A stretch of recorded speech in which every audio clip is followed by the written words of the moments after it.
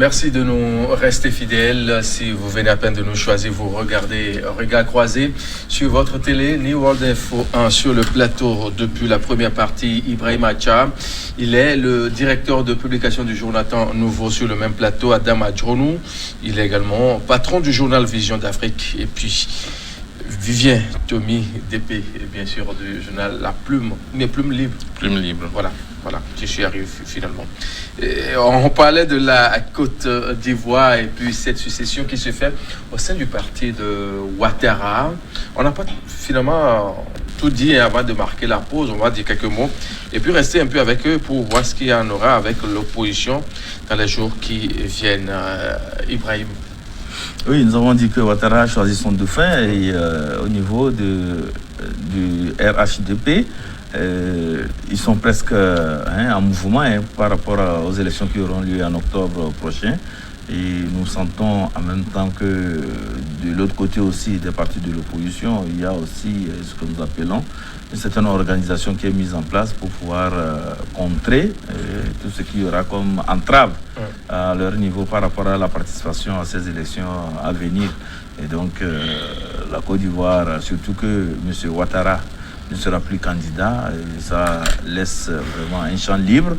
Les gens, tous ceux qui aspirent vraiment à gouverner la Côte d'Ivoire vont se préparer. Et nous voyons en même temps que les manœuvres ont commencé déjà. Et du côté le camp présidentiel s'organise déjà. Il y a déjà le dauphin qui est connu de tous et tous les Ivoiriens, surtout qui sont des militants et des sympathisants du camp présidentiel. Ils s'organisent déjà, ils savent qu'ils ont un candidat qu'ils doivent soutenir et je pense que les manœuvres ont commencé à ce niveau. Au niveau de l'opposition aussi, c'est la même chose. Ils savent l'adversaire qui est devant eux et il leur reste maintenant de faire le combat par rapport au cadre électoral et surtout aussi par rapport à la composition de la commission électorale qu'ils estiment ne pas être en tout cas équilibrée et être aussi à la solde du camp Ouattara. Et donc c'est le combat qui se dégage actuellement au niveau de l'opposition et nous osons croire que les jours à venir seront assez chaudes, mais chacun ira en tout cas comme il l'entend pour pouvoir améliorer l'organisation de l'élection à venir. Vivien Tommy, ne risquons pas d'assister à un scénario un peu à la RD Congo quand on voit Kabila qui dit qu'il est parti mais finalement tire sur les ficelles dans l'ombre. On risque pas en allant vers un truc du genre en Côte d'Ivoire? Vous savez, généralement, quand on a connu un régime dur, difficile... Est-ce que c'est un régime dur? Oui, c'est pourquoi je dis généralement. Il faut nécessairement une transition. Oui. Mais dans un pays comme la Côte d'Ivoire, où il y a eu la guerre, où il y a eu beaucoup de secrets, et où il y a aussi les frères siamois, les frères jumeaux, qui se querellent aujourd'hui. Je parle de Soro et de Ouattara, parce qu'ils ont beaucoup de choses à dire à la Côte d'Ivoire et au monde entier. Et quand il y a effectivement cette situation, il vaut mieux qu'il y ait une transition que d'avoir un changement radical. Là, c'est une analyse que je suis en train de faire. Vous prenez un pays comme la République démocratique du Congo, il ne faut pas se tromper, Kabila a des racines maintenant, et après avoir déraciné Mobutu Sese Seko, son père, Laurent Désiré Kabila, a été sacrifié sur l'autel de la transition. Il fallait le balayer, et il a été balayé. Vous savez, le président Nelson Mandela, paix à son âme, disait, paix à son âme, à Laurent Désiré Kabila, ce n'est pas comme ça qu'on fait la révolution. On ne fait pas une révolution jusqu'au boutiste. Ça a toujours des répercussions et tu ne pourras pas supporter. Il lui a parlé en tant que sage parce qu'à un moment, M. Kabila, Laurent, ne voulait pas permettre à M. Mobutu même de venir mourir dans son pays ou encore d'être enterré au Congo. Aujourd'hui, on comprend que l'alliance entre Tshisekedi, qui est quand même le fils c'est juste une parenthèse, oui, qui est le fils de l'ancien opposant au régime Étienne Tshisekedi, et le fils d'Étienne Tshisekedi est avec le fils de M. Kabila, M. Kabila peut sembler avoir des mains, mais quand tu deviens président, tu prends quelques mois pour observer et après 2 ou 3 ans, tu t'imposes à mettre, et c'est ce qui a commencé déjà.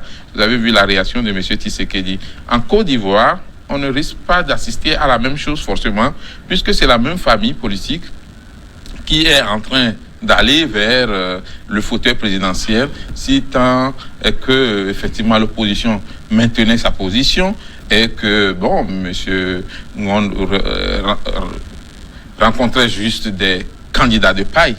Alors, on est sûr que le clan de M. Ouattara va pouvoir prendre encore le fauteuil. Mais si des gens comme Soro, Guillaume arrivait à participer aux élections, on ne sait pas ce qui va se passer, surtout ou Blé Goudé, ou si M.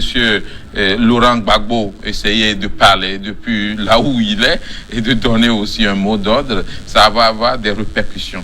Vous savez, une élection, c'est toujours pas gagné avant, parce qu'il faudrait voir les résultats à la fin avec la Cour constitutionnelle pour savoir qui a réellement gagné. Aujourd'hui, ce qui est sûr, c'est que M. Ouattara, lui, il veut partir, mais il ne veut pas partir totalement, puisqu'il dit « je serai là pour vous donner les conseils ». Et en Afrique, et en politique, on sait ce que ça veut dire quand on dit « je serai là, vous pouvez bénéficier de mes conseils ». Pourquoi pas de mes sages conseils. Sages conseils. Merci, Vivien. Adam, on va juste dire un mot et passer au sujet suivant. Non, mais les gens ont parlé. Pourquoi moi, il va dire seulement un mot? Un mot en 2 minutes. Un mot en 2 minutes. Si vous m'avez suivi de la parole il y a très longtemps. Oui. Bon, ce que j'aimerais dire, c'est que c'est vrai que nous l'avons dit tantôt, qu'il y a donc des pesanteurs en moins en ce qui concerne la résurgence de ce qu'on a constaté en 2011, certes. Mais aujourd'hui, il y a des avantages en ce qui concerne donc le positionnement d'Alassane Ouattara par rapport à son dauphin. Parce que vous n'êtes pas sans savoir qu'il y a la primo sortant qui doit quand même le profiter. C'est vrai qu'il a été Premier ministre, mais c'était dans un scrutin très ouvert où on a donc des acteurs, des acteurs nouveaux qui compétissent. C'est pas la même chose. Donc il y a cette longueur-là d'avance par rapport aux autres candidats. Mais tout reste à jouer par rapport à la population. Vous savez, la population ivoirienne a beaucoup vécu de choses. Et lorsque vous interrogez un peu la population ivoirienne, ils ont tendance à vous dire, si c'est Alassane Ouattara lui-même, c'est vrai que les actes qu'il a eu à poser sont des actes assez remarquables et la population ivoirienne, lui, est toujours reconnaissant. Et je pense que par rapport à cela, puisque ces actes ont été toujours menés, il a eu à gouverner durant son magistère avec son dauphin. Et ça, je pense que aussi, c'est aussi un avantage assez énorme. Mais au-delà de ça, c'est vrai, au niveau de la famille même, la famille du RHDP, je pense qu'Alassane Ouattara a bien fait de pouvoir réunir tous les acteurs qui pouvaient nourrir, disons, des ambitions présidentielles. Parce que c'est vrai que on l'a mis au devant de la scène, son nom a crié, mais sous lui, je pense qu'il n'était pas meilleur méritant que le vice-président aussi, qui était aussi là, qui pouvait aussi être un dauphin. Mais donc, il y a eu, disons, cette profession de foi entre les acteurs. Il a joué cette diplomatie de couloir qui a amené chacun des acteurs à pouvoir donc s'accorder sur la personnalité d'Amadou Gon Coulibaly pour que demain, le HTP puisse toujours conserver cette unicité d'action. Sans quoi, vous savez, lorsque vous ne préparez pas bien un dauphin qui ne fait pas l'unanimité, et surtout vous n'avez pas obtenu de la part des acteurs qui peuvent nourrir ces ambitions-là, vous risquez de faire partir en lambeaux quand même ce parti politique-là. Je pense qu'Alassane Ouattara voudrait quand même conserver cet élan au sein du RHDP. Donc, mais voilà, ne pas gagner les élections, ça ne doit pas avoir trop de répercussions. Comme je l'ai dit, il y a des avantages qui militent en faveur. C'est-à-dire que lorsqu'il y a toujours cette unicité d'action en faveur d'Amadou Gon Coulibaly, ça ne peut être que positif. Parce que déjà, lorsque vous ne préparez pas, des gens même au sein du RHDP vont battre campagne contre lui, mais en sourdine, en étant avec eux-mêmes, parce qu'ils ne sont pas de cœur avec lui. Mais déjà, c'est déjà un de gagner. Sur cet aspect-là, qui prouve que le RHDP peut réellement faire un bon score ou tirer meilleur profit de ces élections-là à venir. Et je reste avec vous pour aborder le troisième sujet du jour. La Côte d'Ivoire, toujours l'opposition menace de boycotter la présidentielle. Et dans cette foulée-là, comment vous trouvez la démarche de l'opposition ivoirienne?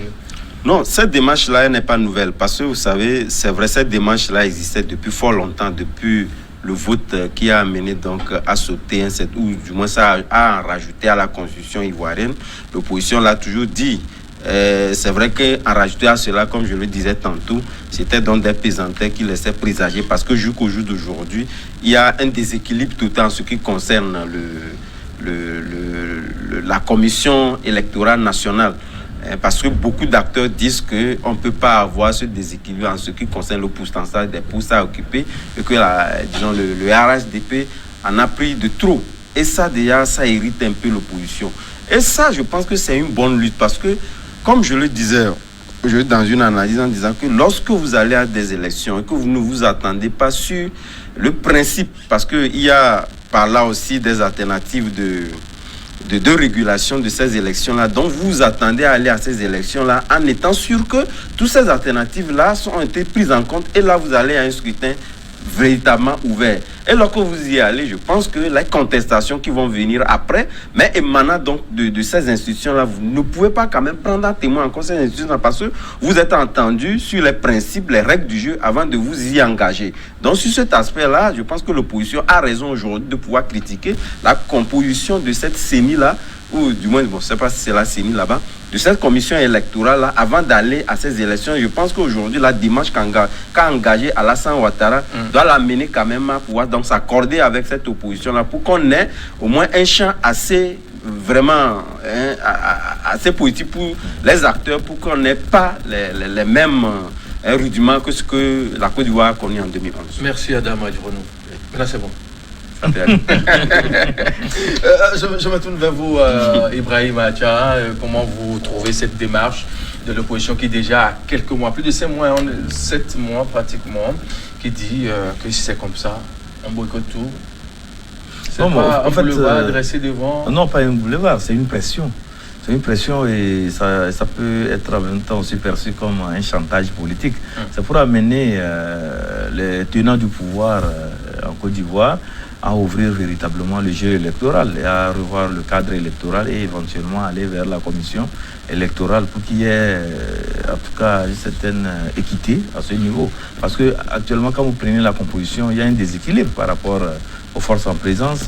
La part des membres du RHDP est assez imposante, et ce qui fait que s'il faut organiser ces élections, ils vont partir avec beaucoup de déséquilibre. Donc c'est ce que l'opposition ne voudrait pas. Donc l'opposition voudrait qu'on revoie la composition de la commission électorale et chose indépendante, et en même temps voir comment l'organisation de la présidentielle se fera.